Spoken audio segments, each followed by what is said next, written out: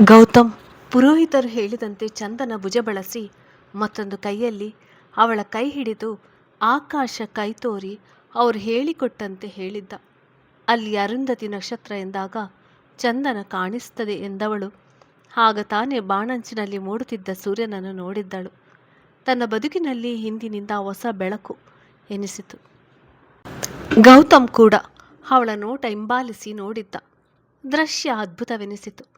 ಇವಳು ನನ್ನ ಬದುಕಿಗೆ ಬಂದದ್ದು ಕೂಡ ಒಂದು ವಿಸ್ಮಯವೇ ಎಂದುಕೊಂಡವನು ತನಗೆ ಪ್ರತಿದಿನ ಸೂರ್ಯನಿಗೆ ವಂದಿಸುವ ಅಭ್ಯಾಸವಿದ್ದ ಕಾರಣ ಅಗಸದತ್ತ ನೋಡಿ ಕೈ ಮುಗಿದಾಗ ಚಂದನ ಕೂಡ ಅವನನ್ನು ಅನುಸರಿಸಿದಳು. ಆಗ ತಾನೇ ಮೂಡಿದ್ದ ಸೂರ್ಯನ ಬಿಸಿಲಿನ ಹೊಂಗಿರಣಗಳು ವಧು ವರರನ್ನು ಆಶೀರ್ವದಿಸಿದವು. ಗೌತಮ್ ತಿರುಗಿ ಚಂದನ ಕಡೆ ನೋಡಿದ್ದ. ಮೊದಲ ಬಾರಿ ನೋಡಿದ ಕ್ಷಣ ನೆನಪಾಗಿತ್ತು. ಅಂದು ಕೂಡ ಸೂರ್ಯ ನಮಸ್ಕಾರಕ್ಕೆ ಬಂದಾಗ ಇದೇ ಸಮಯದಲ್ಲಿ ತುಳಸಿ ಪೂಜೆ ಮಾಡುತ್ತಾ ತನ್ನ ಕಣ್ಣಿಗೆ ಕಂಡ ದೃಶ್ಯ ಮನದಿಂದ ಎಂದು ಅಳಿಸಲಾಗಿರಲಿಲ್ಲ. ನಿತ್ಯ ನೂತನವಾಗಿತ್ತು. ಒಂದು ಹೆಣ್ಣನ್ನು ಮತ್ತೆ ನೋಡಲು ಬಯಸಿ ನೋಡಿದ ಮೊದಲ ಕ್ಷಣ, ಆ ಕ್ಷಣದ ರೋಮಾಂಚನ ದ್ವಂದ್ವ ಕೂಡ ಹಸಿಯಾಗಿದೆ ಎನಿಸಿ ಕೈಗಳತ್ತ ನೋಡಿದ. ಮದ್ರೆಂಗಿ ಹಚ್ಚಿದ ಅವಳ ಕೈ ಹಿಡಿದಿದ್ದ. ಚಂದನ ಅವನತ್ತ ನೋಡಿದಳು. ಆದರೆ ಅವನ ನೋಟ ಅವಳ ಕಡೆಗಿರಲಿಲ್ಲ. ಗೌತಮ್ಗೆ ಆ ಕ್ಷಣದ ಬಗ್ಗೆ ತೃಪ್ತಿ ಮೂಡಿತು. ಇನ್ನು ನಾಲಾಯಕ್ ಪೂರ ನನ್ನವಳು, ಯಾರು ನನ್ನಿಂದ ದೂರ ಮಾಡಲು ಸಾಧ್ಯವಿಲ್ಲ. ಅವಳನ್ನು ನನ್ನ ಬಳಿಯೇ ಉಳಿಸಿಕೊಳ್ಳುವ ಹಕ್ಕು ಅಧಿಕಾರ ಎಲ್ಲ ಸಿಕ್ಕಿದೆ. ನನ್ನ ಜೊತೆ ನನ್ನ ಮನೆಯಲ್ಲಿ ಜೀವನ ಪರ್ಯಂತ. ಮನದಲ್ಲಿ ನಿಶ್ಚಿಂತೆ ಮೂಡಿತು. ಫೋಟೋಗ್ರಾಫರ್ ಸರ್, ನಿಮ್ಮಿಬ್ಬರದು ಕೆಲವೊಂದು ಫೋಟೋ ತೆಗಿಬಹುದಾ? ಶಾಸ್ತ್ರಗಳದು ಬಿಟ್ಟರೆ ನಿಮ್ಮಿಬ್ಬರದು ಫೋಟೋಗಳಿಲ್ಲ ಎಂದಿದ್ದರು. ಅದನ್ನೇ ಪಾವನಿ ಅನುಮೋದಿಸಿದಾಗ ಸಮ್ಮತಿ ನೀಡಿದ್ದ. ಹಾಗೇ ನಿಲ್ಲಿ ಹೀಗೆ ನಿಲ್ಲಿ ಎನ್ನುತ್ತಾ ಫೋಟೋ ತೆಗೆಯುತ್ತಿದ್ದರು. ಗೌತಮ್ ಗಂಭೀರ ಮುಖ ಮಾಡಿ ಕೆಲವೊಂದು ಫೋಟೋ ಫೋಸ್ ನೀಡಿ ಎಂದು ಹೇಳಲು ಹೋಗಲಿಲ್ಲ. ಬಂದ ರಮೇಶ್ಗೆ ಶಾಸ್ತ್ರಗಳೆಲ್ಲ ಮುಗಿದಿದ್ದರೆ ಹೊರಡೋಣ ಎಂದಿದ್ದ. ಇಂದ್ರಾಣಿ ಅವರು ಊಟ ಮುಗಿಸಿಕೊಂಡು ಬಿಡಿ ಚಂದನ, ನೀನು ಇಬ್ಬರು ರಾತ್ರಿಯಿಂದ ಊಟ ಮಾಡಿಲ್ಲ ಎಂದಿದ್ದರು. ಗೌತಮ್, ನನಗೆ ಹಸಿವಿಲ್ಲ, ಇವಳಿಗೆ ಹೊರಗೆ ಹೋಟೆಲ್ನಲ್ಲಿ ಕೊಡಿಸ್ತೇನೆ, ಎಲ್ಲ ಮುಗಿದಿದ್ದರೆ ಹೊರಡೋಣ ಎಂದಾಗ ಬಂದ ಮಹೇಂದ್ರ ಅವರು ಅವನ ಮಾತನ್ನು ಕೇಳಿದರು. ಹೀಗಂದ್ರೆ ಹೇಗೆ ಗೌತಮ್? ನಿನ್ನ ಮದುವೆ ಊಟ, ಮದುಮಕ್ಕಳು ನೀವೇ ಊಟ ಮಾಡದಿದ್ದರೆ ಹೇಗೆ ಎಂದಿದ್ದರು. ನನಗಿಷ್ಟವಿಲ್ಲ ಎಂದವನು ಮೊದಲೇ ನಿರ್ಧರಿಸಿಕೊಂಡಿದ್ದಂತೆ, ರಮೇಶ್, ನಿನ್ನ ಕೈಗೆ ಒಂದು ಚೆಕ್ ಕೊಟ್ಟಿದ್ದೇನಲ್ಲ, ಕೊಡು ಕೇಳಿದ್ದ. ರಮೇಶ್, ಈಗ ಯಾಕೆ ಅದು ಹೇಳುತ್ತಾ ತೆಗೆದುಕೊಟ್ಟಿದ್ದ. ಅದರ ಮೇಲೆ ಮೊತ್ತ ನಮೂದಿಸಿದ ಗೌತಮ್, ಇದಕ್ಕಿಂತ ಹೆಚ್ಚು ಖರ್ಚಾಗಿರಲಾರದು ಎಂದುಕೊಳ್ಳುತ್ತೇನೆ, ಇದನ್ನು ಆ ವ್ಯಕ್ತಿಗೆ ಕೊಟ್ಟು ಬಿಡು ಎಂದಿದ್ದ. ಆಗಲೇ ಎಲ್ಲರಿಗೂ ಅರ್ಥವಾಗಿತ್ತು, ಮದುವೆಗೆ ಖರ್ಚಾಗಿರುವ ಹಣವನ್ನು ಕೃಷ್ಣ ಪ್ರಸಾದ್ ಅವರಿಗೆ ತಲುಪಿಸುತ್ತಿದ್ದಾನೆ ಎಂದು.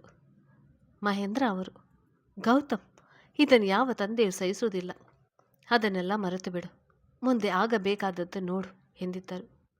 ಚಂದನ, ಆ ವ್ಯಕ್ತಿ ಹಣದಲ್ಲಿ ನನ್ನ ಮದುವೆ ನಡೆದಿದೆ ಅನ್ನೋದನ್ನು ನನಗೆ ಸಹಿಸಿಕೊಳ್ಳಲು ಆಗೋಲ್ಲ ಎಂದಾಗಲೇ ಚೆಕ್ ಕೊಡುತ್ತಿರುವ ಕಾರಣ ಮಾತುಗಳಿಗೆ ಅರ್ಥ ಆಗಿತ್ತು. ಬೇಡ ಎನ್ನುವಂತೆ ಅವನತ್ತ ನೋಡಿದಳು. ಗೌತಮ್, ರಮೇಶ್, ನಿನಗೆ ಹೇಳಿದ್ದು, ಹೋಗಿ ಕೊಟ್ಟು ಬೇಗ ಹೊರಡಲು ವ್ಯವಸ್ಥೆ ಮಾಡು ಎಂದಿದ್ದ. ಅವನ ಕಣ್ಣಿನಲ್ಲಿದ್ದ ಕೋಪಕ್ಕೆ ತಿರುಗಿ ಏನು ಹೇಳಲಾರದೆ ಬಂದ ರಮೇಶ್ ರಾಜು ಅವರ ಪಕ್ಕ ನಿಂತಿದ್ದ ಕೃಷ್ಣ ಪ್ರಸಾದ್ ಅವರ ನೋಡುತ್ತಾ, ಸರ್, ಅದು ಗೌತಮ್ ಹೇಳಿದ, ಮದುವೆ ಖರ್ಚೆಂದರೆ ಇಬ್ಬರು ಹಂಚಿಕೊಳ್ಬೇಕಲ್ವಾ? ಗೌತಮ್ ತನ್ನ ಕಡೆಯ ಖರ್ಚಿನ ಹಣ ಕೊಡುತ್ತಿದ್ದಾನೆ ಎಂದಾಗ ಅವನನ್ನು ಒಂದು ರೀತಿ ನೋಡಿದವರು ಕೈಗೆ ಚೆಕ್ ತೆಗೆದುಕೊಂಡು ಬರೆದಿದ್ದ ಮೊತ್ತ ನೋಡುತ್ತಲೇ ಅವರ ಕಣ್ಣು ಕೆಂಪಾಗಿತ್ತು. ಮದುವೆಗೆ ಖರ್ಚಾಗಿರುವ ಹಣ ಮಾತ್ರ ಕೊಡ್ತಾ ಇದ್ದಾನ, ಇಲ್ಲ ನನ್ನ ಮಗಳು ಹುಟ್ಟಿದಾಗಿನಿಂದ ಇಲ್ಲಿವರೆಗೂ ಅವಳಿಗಾಗಿ ಖರ್ಚು ಮಾಡಿರುವ ಹಣಕ್ಕೆ ಬಡ್ಡಿ ಸೇರಿಸಿ ಕೊಡ್ತಾ ಇದ್ದಾನ? ಹೆಚ್ಚು ಕಡಿಮೆ ಕೂಗಾಡಿದರು. ಗೌತಮ್ ಕಿವಿಗೆ ಅವರ ಮಾತು ಬಿದ್ದರೂ ಪ್ರತಿಕ್ರಿಯಿಸಲು ಹೋಗಲಿಲ್ಲ. ಅವರ ಕೂಗಾಟ ನಡೆದೇ ಇತ್ತು. ರಾಜು ಅವರು ಸಮಾಧಾನಿಸಲು ನೋಡಿದಷ್ಟು ಅವರ ಕೋಪ ಹೆಚ್ಚಾಗುತ್ತಿತ್ತು. ಕೈಯಲ್ಲಿದ್ದ ಚೆಕ್ಕನ್ನು ಹರಿದು ಚೂರು ಚೂರು ಮಾಡಿದವರು, ನನ್ನ ಮಗಳನ್ನು ಅವನಿಗೆ ದಾರಿ ಎರೆದು ಕೊಟ್ಟಿರುವುದು ಚೆನ್ನಾಗಿ ಬಾಳಿಸಲಿ ಎಂದು, ಮಾರಿಕೊಳ್ಳಲು ಅಲ್ಲ ಎಂದವರು ಆ ಚೂರುಗಳನ್ನು ಅಲ್ಲೇ ನೆಲಕ್ಕೆ ಎಸೆದಿದ್ದರು. ವಿಮಲಾ ಅವರು, ಎಲ್ಲ ಸರಿ ಹೋಯಿತು ಅಂದುಕೊಂಡ್ರೆ ಏನು ಇದು ನಂದನ್ ಎಂದಿದ್ದರು. ಇಬ್ಬರಿಗೂ ಕೋಪ ಇದೆ, ಸ್ವಲ್ಪ ಸಮಯ ಬೇಕು. ಇದರ ಕಹಿ ಚಂದನ ಮೇಲೆ ಬೀಳದೇ ಇದ್ದರೆ ಸಾಕು ಎಂದಿದ್ದ. ಮಹೇಂದ್ರ ಅವರು ಎಲ್ಲ ಸರಿ ಹೋಗಲು ಸ್ವಲ್ಪ ದಿನ ಬೇಕು, ಒಪ್ಪಿಗೆ ಕೊಟ್ಟರೆ ನಾವು ಹೊರಡುತ್ತೇವೆ ಎಂದಿದ್ದರು. ಇನ್ನು ಆವೇಶದಲ್ಲಿ ಇದ್ದ ಕೃಷ್ಣ ಪ್ರಸಾದ್ ಅವರು, ನಿಮ್ಮ ಮೊಮ್ಮಗ ತಂದೆ ಮಗಳ ಸಂಬಂಧವನ್ನು ಹಣದಲ್ಲಿ ಅಳೆಯಲು ನೋಡುತ್ತಿದ್ದಾನೆ. ಇದನ್ನೆಲ್ಲ ನೋಡಿದರೆ ನನ್ನ ಮಗಳನ್ನು ಕಳಿಸುವುದೇ ಬೇಡ ಎನ್ನಿಸ್ತಿದೆ. ನನ್ನ ಮಗಳು ನನಗೆ ಭಾರ ಅಲ್ಲ, ಬಿಡಿ ಇಲ್ಲೇ ಇರಲಿ ಎಂದಿದ್ದರು. ಅವರ ಮಾತುಗಳನ್ನು ಕೇಳುತ್ತಾ ದೂರದಲ್ಲೇ ಉಳಿದಿದ್ದ ಗೌತಮ್ ಆ ಕಡೆ ಬಂದವನು, ರಮೇಶ್ ಹೊರಡೋಣ, ಡ್ರೈವರ್ಗೆ ಕಾರು ತೆಗೆಯಲು ಹೇಳು, ಅವಳು ನನ್ನ ಹೆಂಡತಿ, ಹೇಗೆ ಕಳಿಸುವುದಿಲ್ಲ, ನಾನು ನೋಡ್ತೀನಿ ಎಂದಿದ್ದ. ಹೀಗಂತೂ ಅವರ ಕೋಪ ಇನ್ನೂ ಹೆಚ್ಚಾಗಿತ್ತು. ತನ್ನ ಮೇಲಿನ ಕೋಪಕ್ಕೆ ತನ್ನ ಮಗಳಿಗೆ ಏನಾದರೂ ಹಿಂಸೆ ನೀಡಿದರೆ ಎನ್ನುವ ಆಲೋಚನೆಗೆ ನಡುಗಿದವರು ಬಂದ ಚಂದನ ಕೈ ಹಿಡಿದು, ನನ್ನ ಮಗಳನ್ನು ಎಲ್ಲೂ ಕಳಿಸಲ್ಲ ಎಂದಿದ್ದರು ಆವೇಶಕ್ಕೆ ಒಳಗಾಗಿ. ಗೌತಮ್ ಅವಳನ್ನು ತನ್ನ ಕಡೆ ಸೆಳೆದುಕೊಂಡವನು, ಅವಳು ಈಗ ನಿಮ್ಮ ಮಗಳಲ್ಲ, ಮಿಸಸ್ ಚಂದನ ಗೌತಮ್ ವರ್ಮಾ, ನನ್ನ ಹೆಂಡತಿ. ನಾನು ಎಲ್ಲಿ ಇರ್ತೇನೋ ಅವಳು ಅಲ್ಲಿರಬೇಕು ಎಂದಿದ್ದ. ಚಂದನಕ್ಕೆ ಮೊದಲ ಬಾರಿ ಗೌತಮ್ ಬಾಯಲ್ಲಿ ತನ್ನ ಹೆಸರು ಹೇಳುವುದರ ಜೊತೆಗೆ ಅವನ ಹೆಸರಿನೊಂದಿಗೆ ತನ್ನ ಕುಟುಂಬದ ಹೆಸರನ್ನು ಸೇರಿಸಿ ಹೇಳಿದ್ದು ಕೇಳಿ ಪುಳುಕಗೊಂಡರು. ಸಮಯ ಸಂದರ್ಭ ಆ ಸಂತೋಷವನ್ನು ಆಸ್ವಾದಿಸಲು ಬಿಡಲಿಲ್ಲ. ಒಂದು ಕಡೆ ತಂದೆ, ಇನ್ನೊಂದು ಕಡೆ ಗಂಡ, ಯಾರ ಪರ ವಹಿಸಬೇಕೋ ತಿಳಿಯದೆ ಕಣ್ಣು ತುಂಬಿ ನಿಂತಳು. ರಾಜು ಪದ್ಮ ಅವರ ನಡುವೆ ಬಂದು ಇಬ್ಬರನ್ನು ಸಮಾಧಾನಿಸುವ ಪ್ರಯತ್ನ ನಡೆಸಿದರು. ಕೊನೆಗೆ ಮಗಳ ಮುಖ ನೋಡಿ ಶಾಂತಗೊಂಡ ಕೃಷ್ಣ ಪ್ರಸಾದ್ ಅವರು, ನನ್ನ ಮಗಳಿಗೆ ಚೂರು ತೊಂದರೆಯಾದರೂ ಅವನನ್ನು ಜೀವ ಸಹಿತ ಉಳಿಸುವುದಿಲ್ಲ ಗುಡುಗಿದರು. ಗೌತಮ್, ನನ್ನ ಹೆಂಡತಿಯನ್ನು ಹೇಗೆ ನೋಡಿಕೊಳ್ಬೇಕು ಎಂದು ಆ ಮನುಷ್ಯನಿಂದ ಕೇಳಿ ತಿಳಿದುಕೊಳ್ಳುವ ಅವಶ್ಯಕತೆ ಇಲ್ಲ. ಮಾತಿಗೆ ಮಾತು ಕೊಡುವ ಸ್ವಭಾವ ಬಿಡದೆ ಹೇಳಿದ್ದ. ಇಂದ್ರಾಣಿ ಅವರು ಹೀಗೆ ಎದುರು ಉಳಿದರೆ ಮಾತುಕತೆ ವಿಕೋಪಕ್ಕೆ ಹೋಗುವ ಸಾಧ್ಯತೆ ಇದೆ ಎಂದುಕೊಂಡವರು, ಈಗ ಸಮಯ ಚೆನ್ನಾಗಿದೆ, ನಾವು ಹೊರಡುತ್ತೇವೆ, ಮಗಳನ್ನು ಕಳಿಸಿಕೊಡಿ ಎಂದಿದ್ದರು. ವಿಮಲಾ ಅವರಿಗೂ ಹಾಗೆ ಅನಿಸಿತು.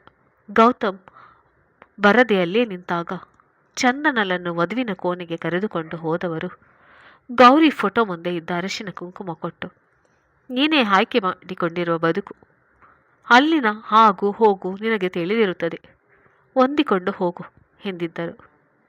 ಚಂದನ ಮನದಲ್ಲಿ ಇಷ್ಟೊತ್ತು ಇಲ್ಲದ ತಳಮಳ ಶುರುವಾಗಿತ್ತು. ಹೊರಗೆ ಬಂದವಳು, ಅಪ್ಪಾಜಿ ಹೋಗಿ ಬರ್ತೀನಿ ಹೇಳುತ್ತಾ ಅವರ ಕಾಲು ಮುಟ್ಟಿ ಆಶೀರ್ವಾದ ತೆಗೆದುಕೊಳ್ಳಲು ನೋಡಿದಳು. ಅವಳ ಭುಜ ಹಿಡಿದು ನಿಲ್ಲಿಸಿದವರ ಮನದ ಸಂಕಟ ಹೇಳತೀರದಾಗಿತ್ತು. ಆ ಕ್ಷಣ ಆಸ್ಪತ್ರೆಯಲ್ಲಿ ವಾರ್ಡ್ವರ್ಗೆ ಚಡಪಡಿಸ್ತಾ ನಿಂತ ಕ್ಷಣದಲ್ಲಿ ಬಂದ ನರ್ಸ್, ನಿಮಗೆ ಹೆಣ್ಣು ಮಗುವಾಗಿದೆ ಹೇಳಿ ಬಟ್ಟೆಯಲ್ಲಿ ಸುತ್ತಿದ್ದ ಮುದ್ದು ಮುದ್ದಾಗಿದ್ದ ಮಗುವನ್ನು ತಮ್ಮ ತೋಳಲ್ಲಿ ಇಟ್ಟು ಹೋಗಿದ್ದು ನೆನಪಾಗಿತ್ತು. ಅಂದಿನಿಂದ ತನ್ನ ಜೀವ, ತನ್ನ ಕಣ್ಮಣಿ ಎನ್ನುವಂತೆ ಬೆಳೆಸಿದ್ದ ಮಗಳು ಈಗ ತನ್ನ ಮನೆಯ ತೊರೆದು ಅವಳದೇ ಆದ ಒಂದು ಮನೆಗೆ ಹೋಗುತ್ತಾಳೆ ಎನ್ನುವುದನ್ನು ಅರಗಿಸಿಕೊಳ್ಳಲಾಗಿದ್ದರು. ಚಂದನ ಸುತ್ತಲೂ ನೋಡಿದವಳು ತಂದೆ, ತಾಯಿ, ಅಣ್ಣ, ಅಜ್ಜ, ಅಜ್ಜಿ, ತನ್ನ ಬಂಧು ಬಳಗದವರು, ಇವರೆಲ್ಲರಿಂದ ನಾನು ಇನ್ನು ತುಂಬ ದೂರ ಎನ್ನುತ್ತಲೇ ಅಂಥ ಸಂದರ್ಭ ಎದುರಿಸಲಾಗದೆ ತಂದೆಯನ್ನು ಅಪ್ಪಿ ಬಿಕ್ಕಳಿಸಿ ಅತ್ತಿದ್ದಳು. ಅವಳ ಅಳುವಿನ ಸದ್ದು ಕೇಳಿ ತಿರುಗಿದ ಗೌತಮ್ ಅವಳನ್ನು ಹಾಗೆ ನೋಡದಾಗಿತ್ತ. ಅದರಲ್ಲೂ ತಂದೆಯ ಆಸರೆಯಲ್ಲಿ ಅಳುತ್ತಿದ್ದ ದೃಶ್ಯ ಸಹಿಸದಾಗಿತ್ತ. ಚಂದು, ಅಳ್ಬೇಡ ಕಣೆ, ಆಗಾಗ ಬರ್ತೇವೆ, ನೀನು ಬರ್ತಾ ಇರು ಎನ್ನುತ್ತಲೇ ನಂದನ್ ಅವಳ ತಲೆ ನೆವರಿಸಿದಾಗ ಅವನನ್ನು ಬಳಸಿದವಳು, ನೀನು ಬಯಸಿದ ಬದುಕೆ ಅಲ್ವಾ, ಆಗಾಗ ಬರ್ತಾ ಇರ್ತೀವಿ ಬಿಡು, ಅಲ್ಲೇ ದೊಡ್ಡಪ್ಪ ದೊಡ್ಡಮ್ಮ ಕೂಡ ಇರ್ತಾರೆ ಎಂದಿದ್ದ. ಗೌತಮ್ಗೆ ಅವಳ ಅಳು ಸಂಕಟ ನೋಡಲಾಗಲಿಲ್ಲ. ಎಂದೂ ಇಂಥ ದೃಶ್ಯ ನೋಡಿ ತಿಳಿದು ಅಭ್ಯಾಸ ಇಲ್ಲದವನು, ಇವಳಿಗೆ ನನ್ನ ಜೊತೆ ಮದುವೆ ಆಗಿದ್ದು ಇಷ್ಟ ಇಲ್ವಾ, ದೀಪಾಂಜಲಿಗೆ ಬರಲು ಮನಸ್ಸಿಲ್ವಾ, ಇಷ್ಟೊಂದು ನೋವು ಪಡ್ತಾ ಇದ್ದಾಳೆ. ಆಳಕ್ಕೆ ಇಳಿದು ಯೋಚಿಸಲು ಹೋಗಲಿಲ್ಲ. ಅವರ ಬಳಿ ಬಂದ ಇಂದ್ರಾಣಿ ಅವರು ಚಂದನ ಹೊರಡೋಣ ಎನ್ನುತ್ತಾ ಭುಜ ಬಳಸಿದರು. ವಿಮಲಾ ಅವರು, ಅವಳು ತಿಳಿದೋ ತಿಳಿಯದೇನೋ ತಪ್ಪು ಮಾಡಿದರೆ ಕ್ಷಮಿಸಿಬಿಡಿ, ಅವಳಿಗೆ ಅಷ್ಟಾಗಿ ಏನೂ ತಿಳಿಯುವುದಿಲ್ಲ ಎಂದಿದ್ದರು. ಇಂದ್ರಾಣಿಯವರು, ಚಂದನ ನನ್ನ ಸೊಸೆ ಅಲ್ಲ, ಮಗಳಾಗಿ ನೋಡಿಕೊಳ್ಳುತ್ತೇನೆ, ನಿಶ್ಚಿಂತೆಯಿಂದ ಇರಿ ಎಂದಿದ್ದರು. ಕೃಷ್ಣ ಪ್ರಸಾದ್ ಅವರು ಹೊರಡುತ್ತಿದ್ದ ಮಗಳನ್ನು ನೋಡಿ ರಾಜು ಅವರನ್ನು ಹಪ್ಪಿ ಹತ್ತು ಬಿಟ್ಟರು. ಚಂದನಳ ತಂದೆ ತಾಯಿ ಆ ಸಂದರ್ಭದ ಸೂಕ್ಷ್ಮತೆಗೆ ಒಳಗಾಗಿ ಅಲ್ಲಿದ್ದವರ ಕಣ್ಣುಗಳೆಲ್ಲ ತುಂಬಿತ್ತು. ಪಾವನ್ ಇಂದ್ರಾಣಿ ಅವರು ಕೂಡ ಕಣ್ಣು ತುಂಬಿ ನಡೆದಾಗ ಗೌತಮ್ ಏನಾಗಿದೆ ಎಲ್ಲರಿಗೂ ಎಂದುಕೊಳ್ಳುತ್ತಾ ಬಳಿ ಬಂದವಳ ನೋಡಿ ಕಾರಿನ ಬಾಗಿಲು ತೆರೆದು ನಿಂತಿದ್ದ. ಹತ್ತಿ ಕುಳಿತವಳ ಕಣ್ಣ ಹನಿ ನಿಲ್ಲದಾಗಿತ್ತು. ಗೌತಮ್ ಡ್ರೈವಿಂಗ್ ಸೀಟಿನ ಕಡೆ ನಡೆದಾಗ ತಡೆದ ರಮೇಶ್, ನಾನೇ ಕಾರು ಓಡಿಸ್ತೇನೆ, ನೀನು ಚಂದನ ಜೊತೆ ಕುಳಿತುಕೋ ಎಂದಿದ್ದ. ಗೌತಮ್ ಕಾರಿನ ಬಳಿ ಬಂದ ತನ್ನವರ ಕೈ ಹಿಡಿದು ಅಳುತ್ತಿದ್ದವಳ ಸಂಕಟ ನೋಡದಾಗಿತ್ತ. ಅವನ ಅಸಮಾಧಾನ ಅರಿತ ರಮೇಶ್, ಸರ್ ಹೊರಡ್ತೇವೆ, ಹೀಗೇ ಇದ್ರೆ ಚಂದನ ಇನ್ನೂ 10 ಆಯಾಸಗೊಳ್ಳುತ್ತಾಳೆ ಎಂದಿದ್ದ. ಕೃಷ್ಣ ಪ್ರಸಾದ್ ಅವಳ ತಲೆ ನೆವರಿಸಿ, ನಾನಿದ್ದೀನಿ ಮರೆಯಬೇಡ ಎಂದವರು ಅವಳ ಕಣ್ಣೀರು ಒರೆಸಿ ಹಿಂದಕ್ಕೆ ಕೈ ತೆಗೆದುಕೊಂಡಿದ್ದರು. ರಮೇಶ್ ಕಾರು ಚಾಲು ಮಾಡಿ ಅವರತ್ತ ಕೈ ಬೀಸಿ ಮುಂದಕ್ಕೆ ಸಾಗಿದ. ತಿರುಗಿ ನೋಡುತ್ತಾಳುತ್ತಿದ್ದ ಅವಳ ಮೇಲೆ ಕೋಪ ಬಂದರು ಗೌತಮ್ ಏನು ಹೇಳದಾಗಿದ್ದ. ಅಪ್ಪಾಜಿ, ಅಮ್ಮ ಎನ್ನುತ್ತಾ ಬಿಕ್ಕಳಿಸಿ ಅವನ ಎದೆಗೆ ಒರಗಿದಾಗ ಬಳಸಿ ಕಣ್ಣೀರು ತೊಳೆದವನು, ನಿನ್ನ ತಾಯಿ ಅಣ್ಣನ ಜೊತೆ ಬೇಕಾದಾಗ ಫೋನ್ ಮಾಡಿ ಮಾತನಾಡಬಹುದು ಎಂದಿದ್ದ. ಆದರೆ ಮನದಲ್ಲಿ ಮಾತ್ರ ಅದೇ ಪ್ರಶ್ನೆ ಮೂಡಿತು. ಇವಳಿಗೆ ಈ ಮದುವೆ ಇಷ್ಟ ಇರಲಿಲ್ವಾ?